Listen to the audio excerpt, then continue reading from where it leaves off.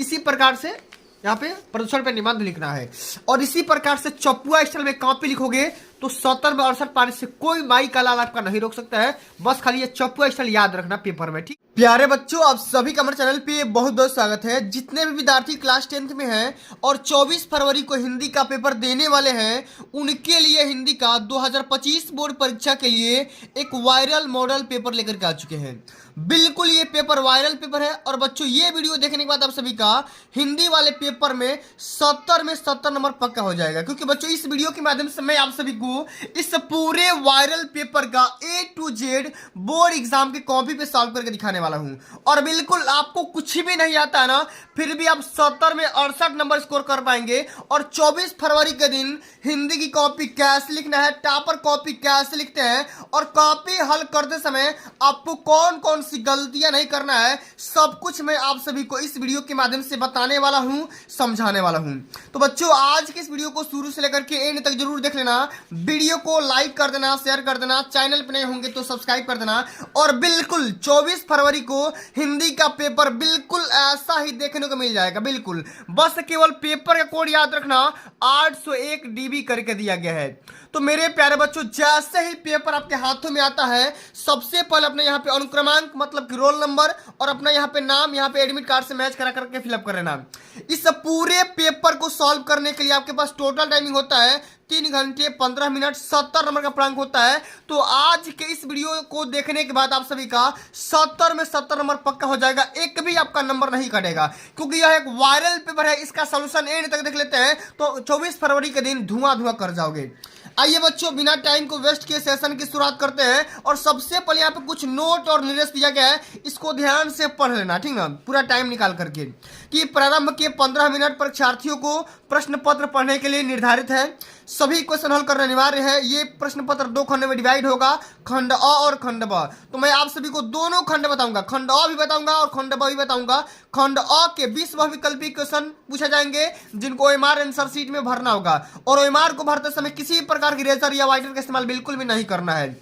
और जो बच्चों खंड ब आपका होगा ना, वो 50 नंबर का रहने वाला है। तो सारे सेक्शन का सलूशन इस वीडियो के अंतर्गत देखने वाले हैं।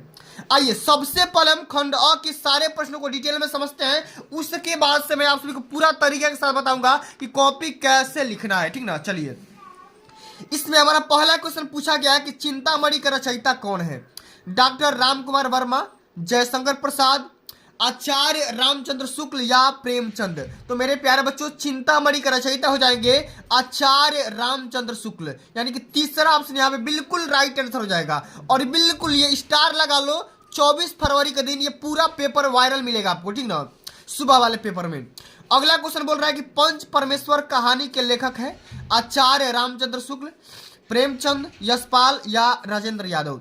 तो पंच परमेश्वर कहानी के राइटर का नाम है क्या, तो प्रेमचंद। क्या है, तो प्रेमचंद। इस क्वेश्चन को भी आप लोग या स्टार लगा लो और रट लो। जितना क्वेश्चन बता रहा हूं आज की इस वीडियो के माध्यम से सभी क्वेश्चन को रट लो, बिल्कुल वायरल पेपर लेकर के आ चुका हूं।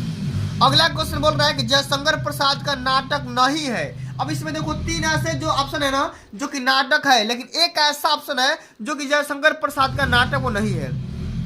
तो ध्रुव सामनी भी है, चंद्रगुप्त भी है, स्कंदगुप्त भी है, लेकिन लहरों के राजहंस ये जयशंकर प्रसाद का नाटक नहीं है, ठीक ना। चलिए आगे देख लेते हैं। अगला क्वेश्चन बोल रहा है, बहुत ही ज्यादा मोस्ट इंपोर्टेंट, ये वायरल पेपर लेकर के आ चुका हूं, सभी क्वेश्चन को आप लोग तैयार करके जाना। क्वेश्चन बोल रहा है कि शेखर एक जीवनी उपन्यास के लेखक का नाम बताइए।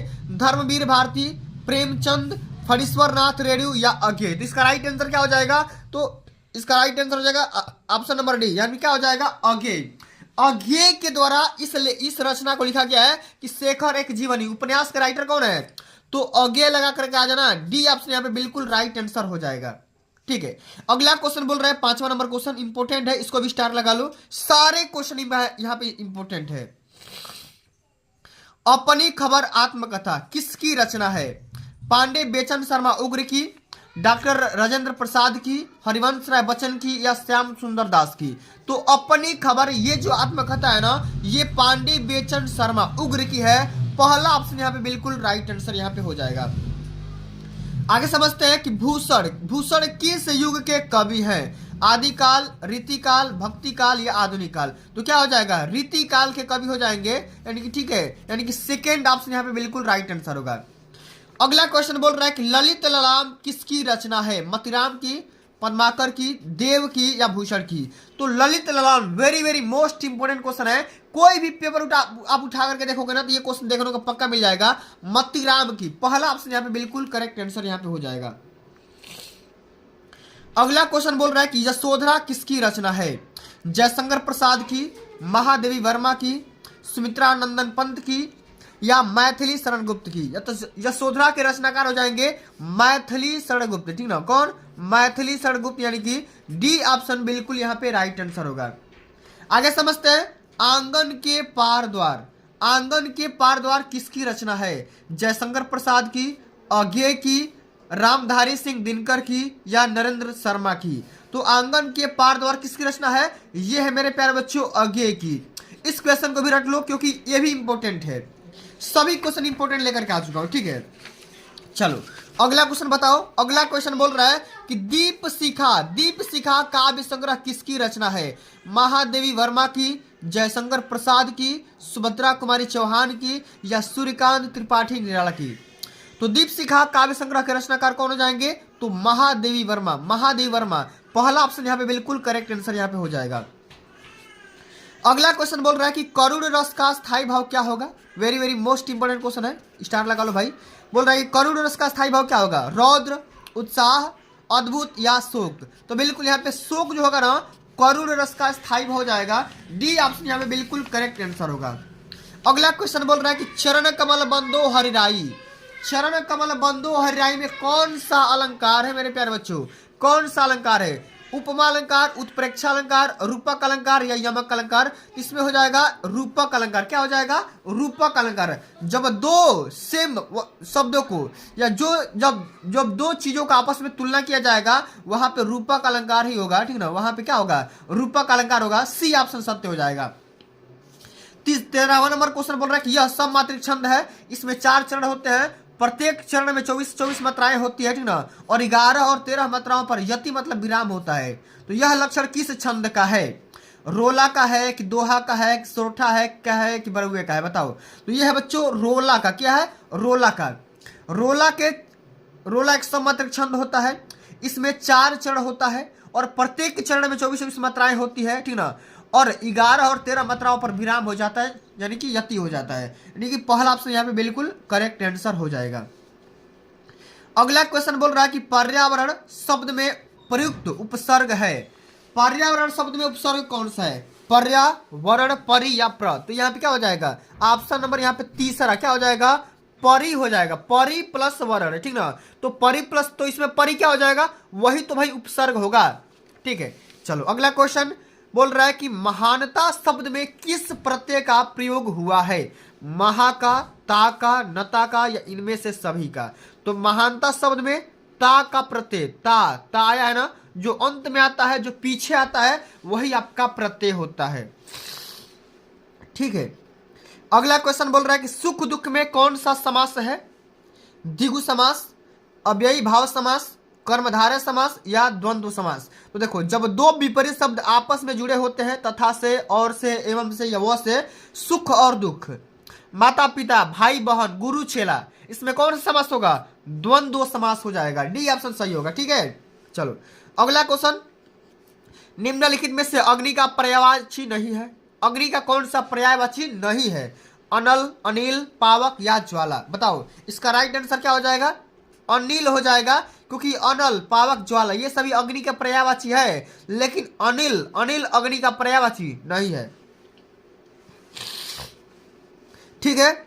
चलो अगला क्वेश्चन, अभ्युदय शब्द का सही प्रकार से संधि विच्छेद आपको बताना है। तो क्या हो जाएगा, क्या हो जाएगा, अभि प्लस में उदय हो जाएगा, क्या हो जाएगा, अभि प्लस उदय, मतलब कि यहाँ पे डी ऑप्शन जो होगा ना, बिल्कुल यहाँ पे करेक्ट आंसर यहाँ पे हो जाएगा डी ऑप्शन।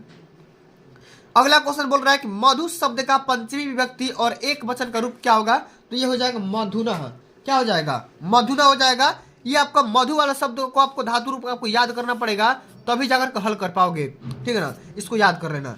अगला क्वेश्चन बोल रहा है, जरा ध्यान समझो, आपको धातु रूप लकार वगैरह आपको याद करना पड़ेगा, ठीक है।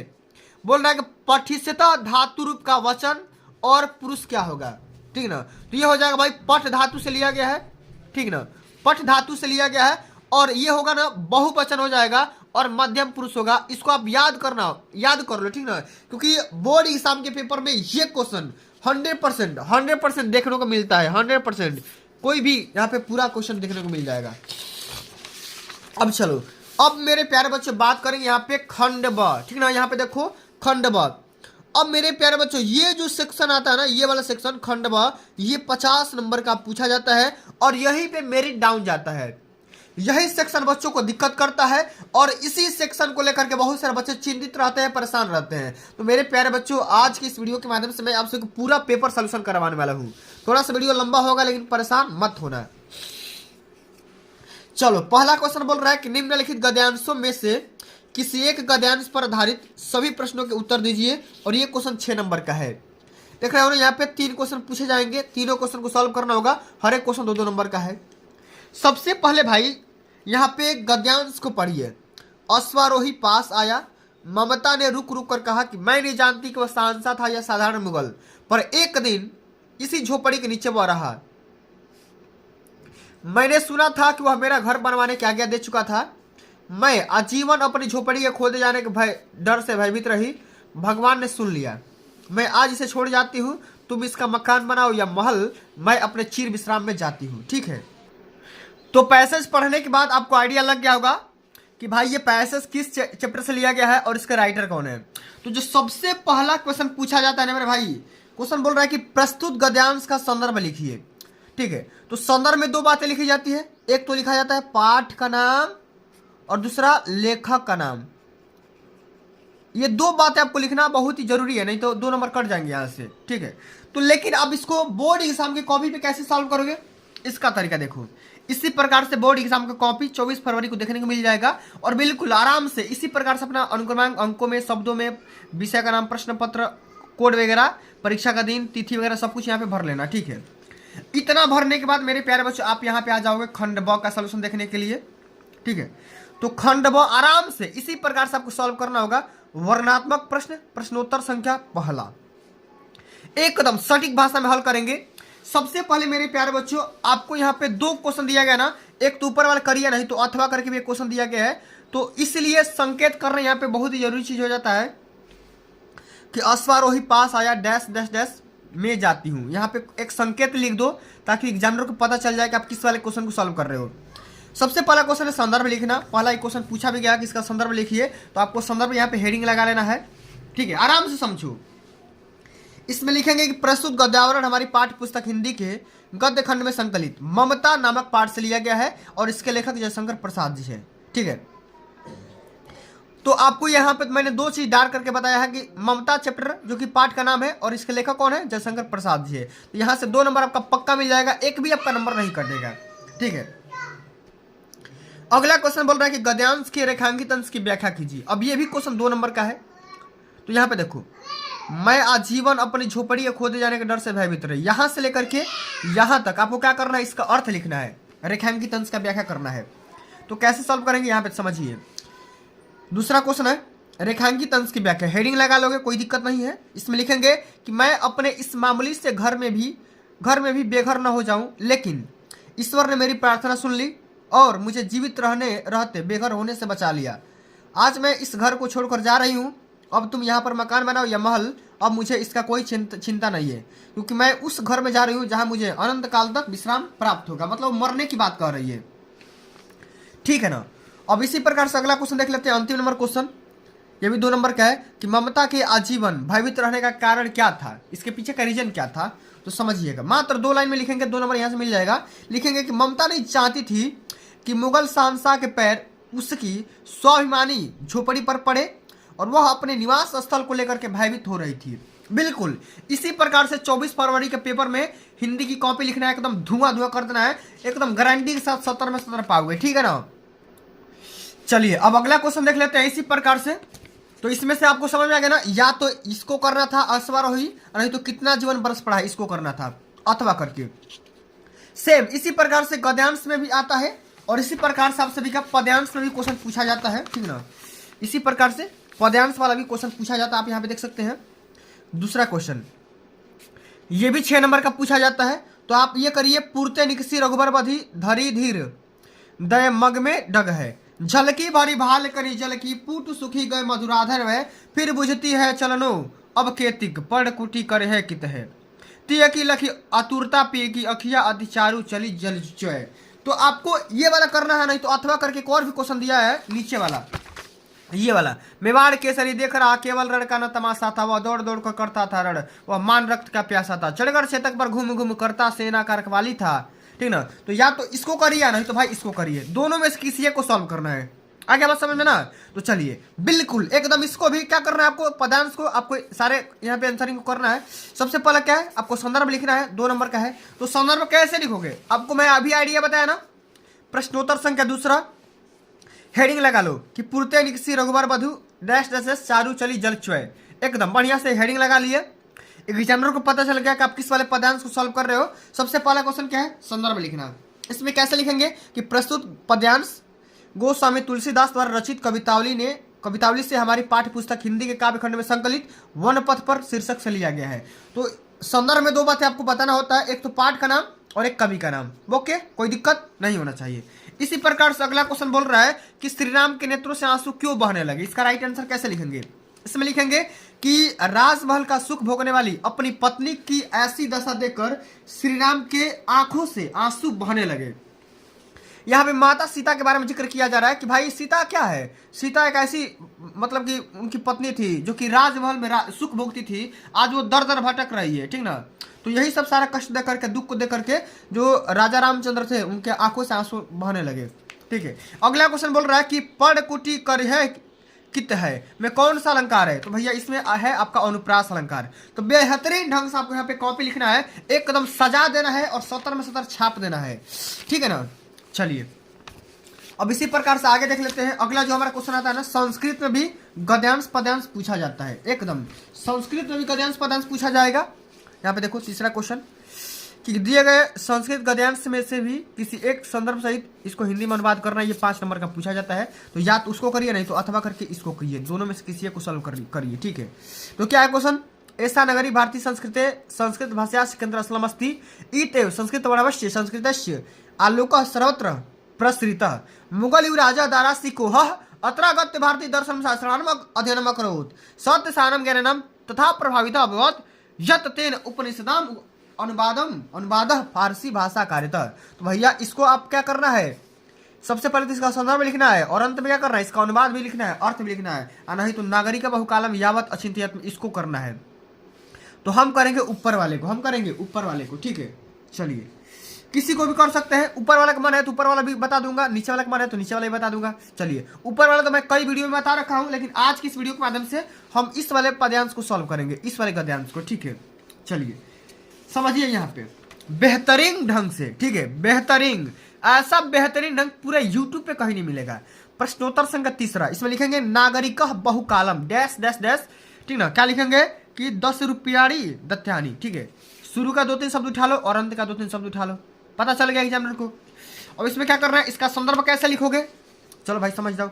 गद्यांश संदर्भ लिखेंगे, प्रस्तुत गद्यांश हमारी पाठ्य पुस्तक हिंदी के संस्कृत खंड में संकलित प्रबुद्धो ग्रामीण पाठ से लिया गया है, ठीक है। कोई कहीं से दिक्कत नहीं होना चाहिए। अब अगला हमारा क्वेश्चन क्या है, अनुवाद करना हिंदी में। तो भाई यहां से लेकर के यहां तक हिंदी में अनुवाद देख लो। लिखेंगे कि नागरिक बहुत देर तक सोचता रहा परंतु पहेली का उत्तर देने में समर्थ ना हो सका, अतः ग्रामवासी से बोला कि मैं इस पहेली का उत्तर नहीं जानता हूं। यह सुनकर ग्रामवासी ने कहा यदि आप इसका उत्तर नहीं जानते हो तो 10 रुपया दो। अतः मलिन मुख वाले नगरवासी के द्वारा शर्त के अनुसार 10 रुपया दे दिए गए, ठीक है। मतलब इसी का मैंने यहाँ पे पूरा बढ़िया से हिंदी में अर्थ बता दिया, ठीक है। अब चलो अगला जो हमारा क्वेश्चन है, नीचे दिए गए पदांशों में से किसी एक पदांश का हिंदी में आपको संदर्भ सहित व्याख्या करना है, ठीक ना, अनुवाद करना है। सर्वे बंतु सुखने सर्वे संतु निरामया सर्वे भद्राणि पश्यन्तु मां कस्य दुख भागवेद, या तो इसको करिए और नहीं तो इसको करिए। तो इसका मैं सोल्यूशन कई बार वीडियो में बताया हूं, लेकिन आज की इस वीडियो के माध्यम से इसको देखेंगे कि माता गुरुतरा भूमे खात पीतस्य अस्तराता मरा शीघ्रतर वातात चिंता बहुतरी त्रिणात, ठीक ना। तो इसको क्या करना भाई, संदर्भ से हिंदी में व्याख्या करना है ना। समझिए। तो प्रश्नोत्तर संख्या चौथा, माता गुरुतर डैश डैश डैश बहुतरी त्रिनाथ। ठीक है, आराम से यहाँ पे लिख देंगे हेडिंग। संदर्भ में क्या लिखेंगे, प्रस्तुत श्लोक हमारी पाठ्य पुस्तक हिंदी के संस्कृत खंड में संकलित जीवन सूत्रावली नामक पाठ से लिया गया है या उद्धृत है। ठीक है, हिंदी में अनुवाद लिख देंगे कि पृथ्वी से अधिक भारी माता है और आकाश से अधिक ऊंचा पिता है, वायु से अधिक शीघ्रगामी मन है और तीर्ण से अधिक दुर्बल बनाने वाली चिंता है। ठीक है ना, बिल्कुल बेहतरीन ढंग से आपको यहाँ पे कॉपी लिखना है, तभी जाकर के पूरे नंबर मिलेंगे। अब आपको गलती क्या नहीं करना है, आपको किसी भी प्रकार के आंसरिंग को छोड़ना नहीं है, सारे क्वेश्चन को यहाँ पे आंसर करना है। ठीक है, चाहे वो कोई भी क्वेश्चन हो, आ रहा है तो भी और नहीं आ रहा है तो भी उसको हल करिए। लेकिन मैं इसको जानबूझ के छोड़ दिया हूँ, इसके पीछे रीजन है। इसके पीछे रीजन ये है कि यहाँ पे देखो 50 क्वेश्चन पढ़ो कि अपने पठित खंड काव्य के आधार पर निम्नलिखित प्रश्नों के उत्तर दीजिए। और ये जो खंड काव्य है ना, ये अपठित खंड काव्य है। ठीक ना, अब ये हर डिस्ट्रिक्ट के लिए अलग अलग होता है। मुक्ति तो अलग के लिए, ज्योति जवाहर अलग के लिए, कर्ण खंड काव्य अलग अलग डिस्ट्रिक्ट के लिए होता है ना। ठीक है ना, तो ये हर डिस्ट्रिक्ट के लिए अलग अलग होता है। तो आप अपने डिस्ट्रिक्ट वाइज इसको तैयार कर लो क्वेश्चन बैंक के माध्यम से। ठीक है, चलिए अब मैं आगे बात बता दे रहा हूँ। जीवन परिचय से टॉपिक हमेशा पूछा जाता है और जीवन परिचय हमेशा बोर्ड एग्जाम में 10 नंबर का पूछा जाता है। कितने नंबर का? 10 नंबर का। तो आज के इस वीडियो के माध्यम से हम यहाँ पे समझेंगे जीवन परिचय आपको तैयार ही करना है, साथ में उनकी एक रचना का भी आपको नाम तैयार करना है। आचार्य रामचंद्र शुक्ल का, भगवत शरण उपाध्याय का और जयशंकर प्रसाद का, सभी के बारे में आपको जीवन परिचय याद करके जाना है, तभी पूरे नंबर मिलेंगे। ऐसा नहीं कि जो मैं बताऊंगा वही आएगा, तीनों में से कोई एक भी आ सकता है। ठीक ना, तो आप तीनों को याद कर लो, क्योंकि कोई भी आएगा टपका दोगे। ठीक है, चलो कैसे लिखोगे जीवन परिचय समझिएगा। हम यहाँ पे समझेंगे आचार्य रामचंद्र शुक्ल का जीवन परिचय एकदम बेहतरीन ढंग से समझिए। सबसे पहले आपको हेडिंग लगाना होगा, प्रश्नोत्तर संख्या 6वां का क, पहला क्वेश्चन कर रहे हैं आचार्य रामचंद्र शुक्ल का जीवन परिचय। एक और ही बात, यहाँ पे संक्षिप्त में भी आपको जीवन परिचय याद कर लेना है, लिखना भी है। वहां पे नाम लिख देना, आचार्य रामचंद्र शुक्ल, जन्म कब हुआ, पिता का नाम क्या था, माता का नाम क्या था, चिंतामणि। ठीक ना, रचना का नाम है, मृत्यु कब हुआ। ठीक ना, तो ये 2-3 बातें आपको लिख देना है, तभी जाकर पूरे नंबर मिलेंगे। चलिए समझिए, आचार्य रामचंद्र शुक्ल का जन्म सन 1884 ईस्वी में वस्ती जिले के अगोना नामक ग्राम में सम्राट परिवार में हुआ था। इनके पिता का नाम चंद्रबली शुक्ल था, जो कि मिर्जापुर के कानूनगो थे, और इनकी माता विदुषी और धार्मिक थी। इनकी प्रारंभिक शिक्षा राठ तहसील में हुई। इनकी विद्वता से प्रभावित होकर इन्हें श्याम सुंदर दास जी के द्वारा काशी नागरिक प्रसारणी पत्रिका सभा में सत्समान बुलवाया गया। इन्होंने 19 वर्ष तक काशी नगरी प्रसारणी पत्रिका का संपादन भी किया और इनकी नियुक्ति काशी हिंदू विश्वविद्यालय में हिंदी विभाग के प्राध्यापक के रूप में हो गई और ये विभागाध्यक्ष भी रहे। और यह दिग्गज साहित्यकार सन 1941 ईस्वी में स्वर्गवासी हो गए। ठीक है, तो बिल्कुल बेहतरीन ढंग से आपको जीवन परिचय लिखना है और एक एक बढ़िया से बात यहाँ पे समझ करके हल करना है। आप इसका स्क्रीनशॉट भी कर सकते हो और एक रचना का नाम लिख सकते हो यहाँ पे, चिंतामणि। ठीक है ना, और ये वाला बात यहाँ पे पक्का लिख करके आओ ना। ठीक ना, चाहे कवि का हो और चाहे लेखक का हो। ठीक है ना, चलिए इसी प्रकार से आपको अगला टॉपिक तैयार करना है, कवि का जीवन परिचय और साथ में इनकी प्रमुख एक रचना। ठीक है ना, तो यहाँ पे देखो 4 मैंने बता दिया, गोस्वामी तुलसीदास का, रसखान का, सुमित्रा नंदन पंत का और मैथिली शरण गुप्त का। इन चारों के बारे में आपको याद करके जाना है, तो अभी जाकर के पूरा भाई ऐसा थोड़ी है कि मैं जो बताऊंगा वही आएगा, चारों में से कोई भी आ सकता है। ठीक है ना, चलिए प्रश्नोत्तर संख्या 6वां का ख, गोस्वामी तुलसीदास का जीवन परिचय समझेंगे और शॉर्ट में इनका यहाँ पे जीवन परिचय याद कर लो कि गोस्वामी तुलसीदास, जन्म यहाँ पे 1532 में हुआ, पिता का नाम आत्माराम दुबे, माता का नाम हुलसी देवी, रचना श्री रामचरितमानस और मृत्यु हो जाता है सन 1627 ईस्वी में। ठीक है, तो बेहतरीन ढंग से लिखोगे तभी ना बेहतरीन नंबर मिलेगा भाई। चलो समझो कि गोस्वामी तुलसीदास का जन्म सन 1532 ईस्वी को बांदा जिले के राजापुर नामक ग्राम में हुआ था। इनके पिता का नाम आत्माराम दुबे और माता का नाम हुलसी देवी था। इनके बचपन का नाम रामबोला था। इनके माता पिता इन्हें बचपन से ही त्याग दिए थे। तब नरहरि दास, स्वामी नरहरि दास ने इनका पालन पोषण भी किया और इनका विवाह रत्नावली से हुआ था। ये पत्नी से बहुत प्रेम करते थे, लेकिन पत्नी से डांट सुनने के बाद इनके मन में वैराग्य हो गया और इन्होंने वेद वेदांग दर्शन इतिहास शास्त्र ग्रहण किया शिक्षा और इनकी मृत्यु सन 1623 में काशी में हो गया। बेहतरीन ढंग से एकदम इसी प्रकार से लिखोगे पूरा नंबर मिलेगा, एक भी आपका नंबर नहीं कट सकता है। रचना में लिख देंगे श्री रामचरितमानस, विनय पत्रिका, कवितावली, दोहावली, गीतावली, तमाम प्रकार की रचना है। एक रचना का नाम लिखना है आपको। ठीक है, और ये तरीका जरूर अपनाना है। ठीक है, ये वाला। चलो अब आगे देख लेते हैं अगला क्वेश्चन क्या है। अगला क्वेश्चन क्या है जरा ध्यान से समझो।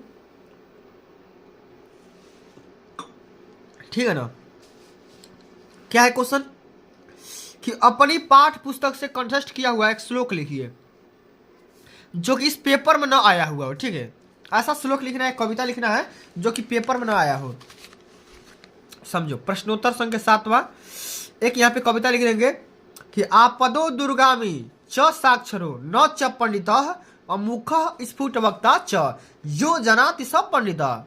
एकदम मजे में लिखो भाई, मजे में लिखो, मजे में नंबर मिल पाओ। ठीक है, चलो अगला क्वेश्चन 8वां नंबर। ये क्वेश्चन 4 नंबर का आता है। विराकेन पूजते पदेन बिना किम दुर्याति चंद्रशेखर का आसित अस्माकम स्मृति कीदृशी वर्तते।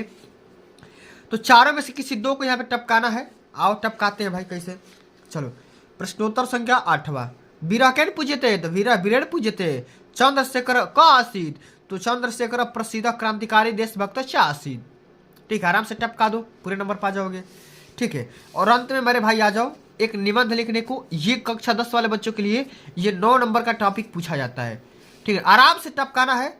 देश प्रेम, आतंकवाद की समस्या समाधान, प्रदूषण और मानव जीवन, और आजादी का अमृत महोत्सव। ये इतना ज्यादा इंपॉर्टेंट टॉपिक है जो कि बोर्ड एग्जाम के पेपर में हर साल देखने को मिल जाएगा। ठीक है ना।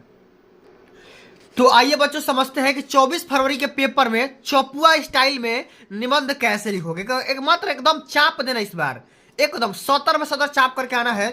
प्रश्नोत्तर संख्या 9, और यहाँ पे हेडिंग लगाना होगा प्रदूषण और मानव जीवन। तो मेरे प्यारे बच्चों, सबसे पहले आपको क्या करना होगा, हेडिंग लगाना होगा। और हेडिंग कहा क्या, सबसे पहले आपको रूपरेखा तैयार करना होगा। रूपरेखा में सारे हेडिंग आपको यहाँ पे बढ़िया से तैयार करना है। प्रस्तावना, प्रदूषण का अर्थ, प्रदूषण के प्रकार, प्रदूषण की समस्या और इससे हानियां, समस्या का समाधान और उपसंहार अंत में लिखेंगे। एकदम पूरा चपुआ स्टाइल में छाप देना, 70 में 70 पक्का मिलेगा। सबसे पहले समझते हैं प्रस्तावना कैसे लिखोगे। आज का मानव औद्योगिकीकरण के जंजाल में फंस करके स्वयं ही मशीन का एक निर्जीव पुर्जा बनकर रह गया है कि वह अपने पर्यावरण का ध्यान भी नहीं रख सका। ठीक है ना। चलिए, और प्रदूषण का अर्थ क्या लिखेंगे कि जब वातावरण में कुछ हानिकारक घटक आ जाते हैं तो वे वातावरण को दूषित कर देते हैं, और इस प्रकार वातावरण को दूषित हो जाने को ही प्रदूषण कहते हैं। ठीक है ना। प्रदूषण के प्रकार में क्या लिखेंगे, कई प्रकार के होते हैं। वायु प्रदूषण, जल प्रदूषण, ध्वनि प्रदूषण, रासायनिक प्रदूषण, रेडियोधर्मी प्रदूषण, तमाम प्रकार के प्रदूषण होते हैं। ठीक है ना। और कौन कौन सी हानियां होती है, तो प्रदूषण से मनुष्य जानलेवा बीमारियों का शिकार हो रहा है। कोई अपंग होता है तो कोई बहरा होता है। मानसिक कमजोरी, कैंसर, इन सभी रोगों का मूल कारण क्या है, विषैला वातावरण ही तो है। एक कदम इसी तरीके से जाकर के छापना है। समस्या का समाधान कैसे करेंगे समझिए। तो वातावरण को प्रदूषण से बचाने के लिए वृक्षारोपण सर्वश्रेष्ठ साधन माना जाता है। दूसरी ओर वृक्षों की अधिक कटान पर भी रोक लगानी चाहिए, और व्यर्थ पदार्थ एवं जल को उपचारित करके ही बाहर निकाला जाए तथा जल में न मिलने दिया जाए। तो एक कदम आपको हेडिंग, प्रदूषण का अर्थ, कई प्रकार का होता है, कौन कौन सी हानियां होती है, कैसे समाधान करेंगे, एकदम चाप के लिखना है। ठीक ना। और अंत में मेरे भाई आपको लिखना है उपसंहार। इसमें क्या लिखना होगा कि प्रसन्नता की बात है कि भारत सरकार प्रदूषण की समस्या के प्रति जागरूक है। उसने 1974 में जल प्रदूषण निवारण अधिनियम लागू किया था। यदि जनता भी प्रदूषण के प्रति जागरूक हो जाए तो हम प्रदूषण के दुष्परिणामों से, ठीक ना, बच सकेंगे और आने वाली पीढ़ी को भी बचा सकेंगे। तो मेरे प्यारे भाई, इस प्रकार से आप सभी को 24 फरवरी की हिंदी में इसी प्रकार से यहाँ पे प्रदूषण पे निबंध लिखना है, और इसी प्रकार से चपुआ स्टाइल में कॉपी लिखोगे तो 70 में 68 पाने से कोई माई का लाल आपका नहीं रोक सकता है। बस खाली ये चपुआ स्टाइल याद रखना पेपर में। ठीक।